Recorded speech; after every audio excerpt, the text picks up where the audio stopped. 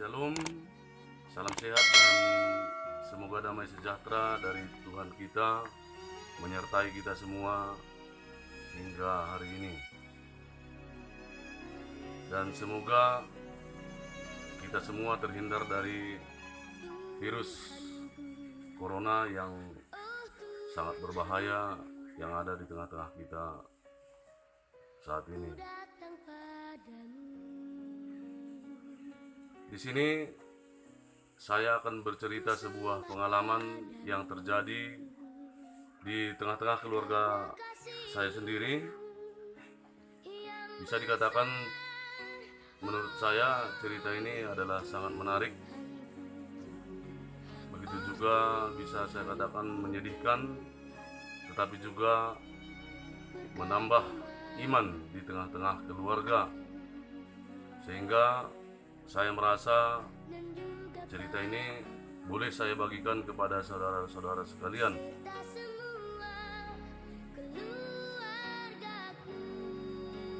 Saya memiliki 4 orang anak, 2 laki-laki dan 2 perempuan. Nomor 1 dan nomor 2 laki-laki, nomor 3 dan nomor 4 perempuan. Kejadian ini dan cerita ini terjadi pada tahun 2019 yang lalu, yaitu anak kami yang paling kecil yang bernama Virgi Magdalena Hasugian. Sebenarnya cerita ini sudah lama mau saya bagikan di channel ini, tetapi setiap saya mau membagikan cerita ini melalui channel ini, saya merasa tidak kuat dan masih kurang siap untuk membagikannya, karena setiap saya mau bercerita saya merasa sedih karena teringat semua apa yang terjadi pada tahun 2019 yang lalu. Di sini ada sebuah buku yang sudah diterbitkan di kalangan keluarga sendiri, berjudul Pengalaman Virgi Beberapa Kali Bertemu Yesus dan Malaikat Tuhan. Cerita ini langsung diceritakan yang bersangkutan, yaitu anak saya yang paling kecil, yaitu Virgi Magdalena Hasugian. Pada tahun yang lalu, anak kami ini, putri kami Virgi Magdalena Hasugian, kelihatan pucat.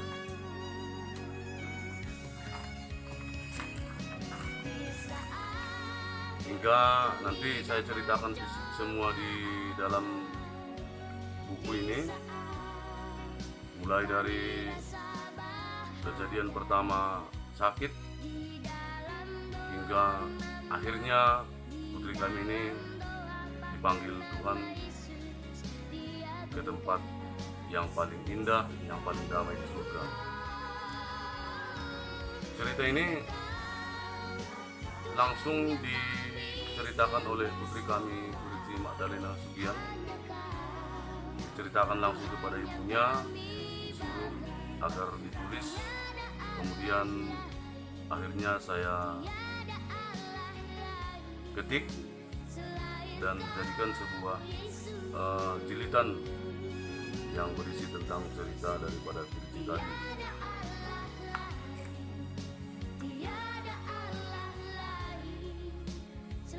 Saudara-saudara yang dikasihi Tuhan, saya akan bacakan cerita daripada putri kami ini.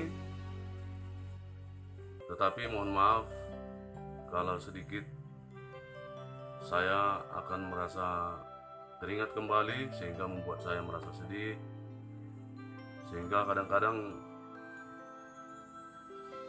saya merasa tidak kuat untuk menceritakannya. Tetapi tidak ada salahnya saya coba, karena saya rasa ini menambah iman di tengah-tengah keluarga kami, Dan semoga juga ini akan memperkuat iman saudara-saudara sekalian. Demikian ceritanya. Pengalaman saya beberapa kali bertemu Yesus dan malaikat Tuhan. Saya bernama Virgi Magdalena Hasugian, adalah anak paling bungsu dari 4 bersaudara. Ketika saya menulis kesaksian ini, saya masih duduk di kelas 5 SD di salah satu sekolah di Tarabintang, Kecamatan Tarabintang, Kabupaten Humbang Hasundutan.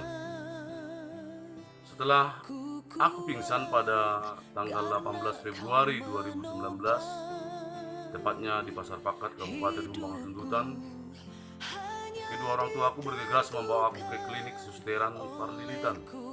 Di sana aku dirawat 1 malam hingga besoknya aku langsung dirujuk ke Rumah Sakit Umum Doro Sanggul.